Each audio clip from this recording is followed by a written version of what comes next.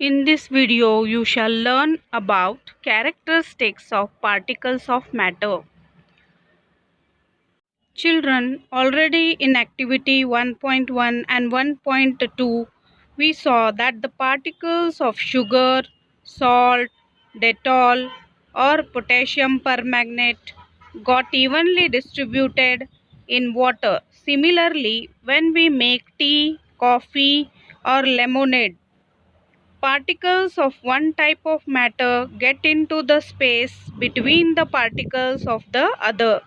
This shows that there is enough space between particles of matter.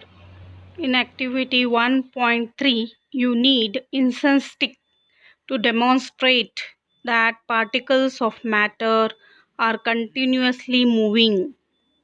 You need to follow the procedure. First, put an unlit incense stick in a room. Now try to smell it.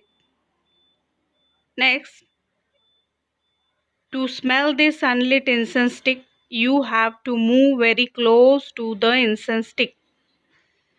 Now lit the incense stick and try to smell.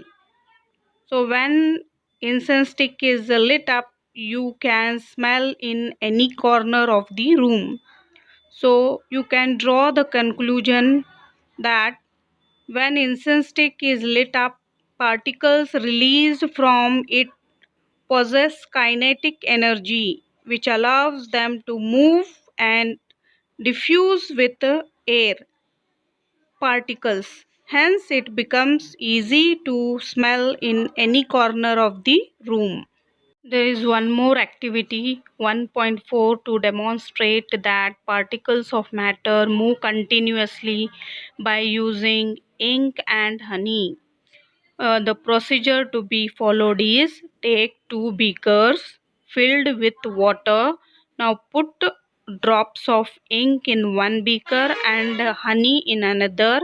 Record the time of mixing of ink and honey. So what do you observe? The observation is honey requires more time to dissolve in water as compared to ink. So what conclusion can be drawn from this is the conclusion is density of ink is similar as that of water. Hence ink particles start mixing with water particles immediately after addition, and honey being denser than water settles down and takes more time. Now the activity 1.5 is to demonstrate particles of matter move continuously by using copper sulfate or potassium permanganate crystals. Procedure is drop a crystal of copper sulfate in a hot water beaker and in a cold water beaker. Each. Don't stir the solution. Note the time required for copper sulfate to mix in the water. Observation. You will observe that in hot water, copper sulfate crystals dissolve in less time compared to the cold water. And from this, you can draw the conclusion that particles of copper sulfate possess kinetic energy which allow their motion, but kinetic energy increases in temperature as temperature of hot water is more than cold water. Copper sulfate mixes in hot water in less time.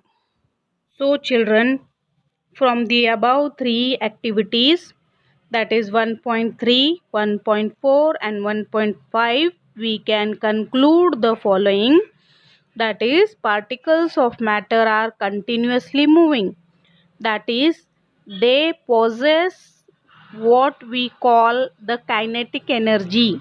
As the temperature rises, particles move faster, so we can say that with increase in temperature, the kinetic energy of the particles also increases.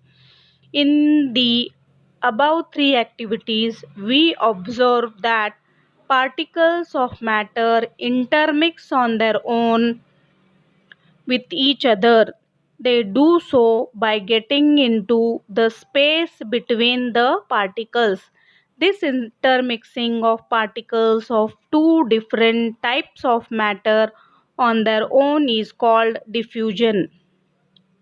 We also observe that on heating, diffusion becomes faster.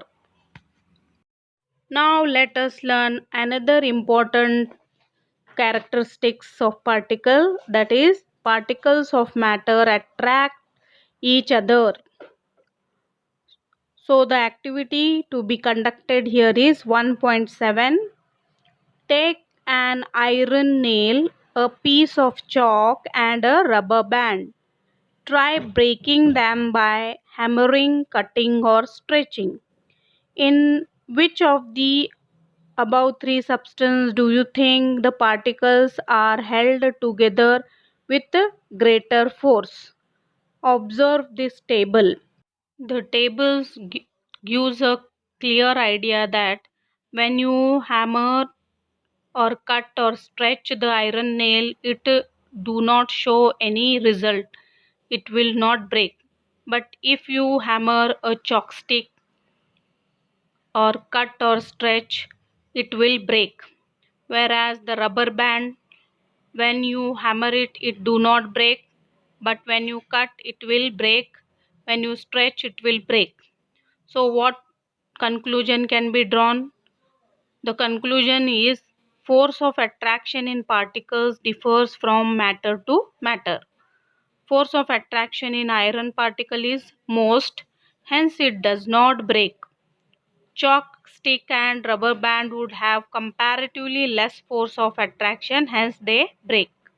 Now let us conduct activity 1.8, where to demonstrate that particles of matter attract each other with the help of running stream of water tap. Now open a water tap. Try breaking the stream of water with your finger. So what do you observe?